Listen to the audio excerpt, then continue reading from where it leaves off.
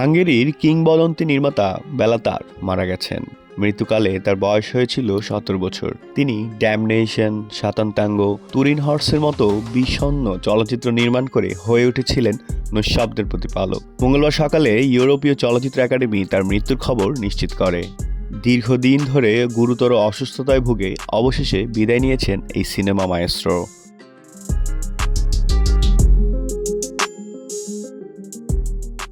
ইউরোপীয় চলচ্চিত্র একাডেমি এক বিবৃতিতে জানায়, আমরা একজন অসাধারণ নির্মাতাকে হারালাম, যার শক্তিশালী রাজনৈতিক কণ্ঠস্বর আমাদের ভাবিয়েছে। তিনি শুধু সহকর্মীদের কাছেই গভীরভাবে সম্মানিত ছিলেন না, বিশ্বজুড়ে দর্শকদের কাছেও ছিলেন সমাদৃত।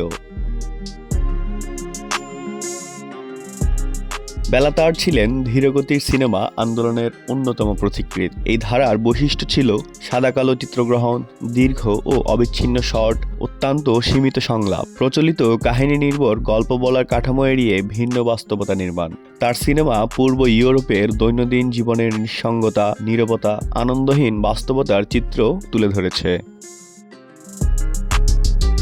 তার এই চলচ্চিত্র ভাষার নজির প্রথম দেখা যায় 1994 সালে নির্মিত সাতানতাঙ্গো চলচ্চিত্রে। 7.5 ঘন্টা দৈর্ঘ্যের এই ছবিতে কমিউনিজম পতনের পর একটি ছোট হাঙ্গেরীয় গ্রামের মানুষের টিকে থাকার সংগ্রামের গল্প তুলে ধরা হয়। এতে দৈর্ঘ্যের কারণে ছবিটি সহজে দর্শকপ্রিয় না হলেও সমালোচকদের কাছে এটি বেলাতারের অন্যতম শ্রেষ্ঠ কাজ বলে বিবেচিত হয় এবং বিশ্ব চলচ্চিত্র ইতিহাসে এক অনন্য স্থান করে নেয়।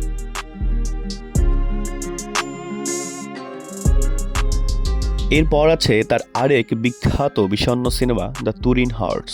মানুষ, সময় ও অস্তিত্ব সংকটের এক গভীর দার্শনিক নির্মাণ। প্রচলিত আছে 1889 সালে ইতালির তুরিন শহরে দার্শনিক ফ্রেডরিক নিটশে এক ঘোড়াকে প্রহারিত হতে দেখে তাকে জড়িয়ে ধরেন, কাঁদেন, এরপর মানসিকভাবে ভেঙে পড়েন। সিনেমাটি সেই ঘোড়া, তার মালিক ও তার মেয়ের জীবনের 7 দিনের গল্প বলে। পুরো সিনেমায় প্রায় কিছুই ঘটে না, প্রতিদিন একই কাজ, একই খাবার, একই নীরবতা আর একই নিয়তি।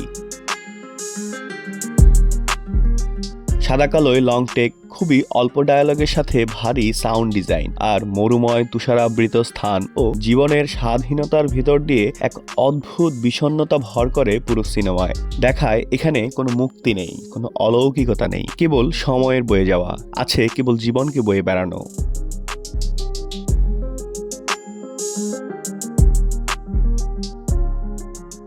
2011 সালে সিনেমাটি মুক্তি পায়। এই সিনেমার মুক্তির পরে বেলাতার আর কোনো সিনেমা বানাননি। তিনি তখন বলেছিলেন, সিনেমায় আমার আর কিছুই বলার নেই।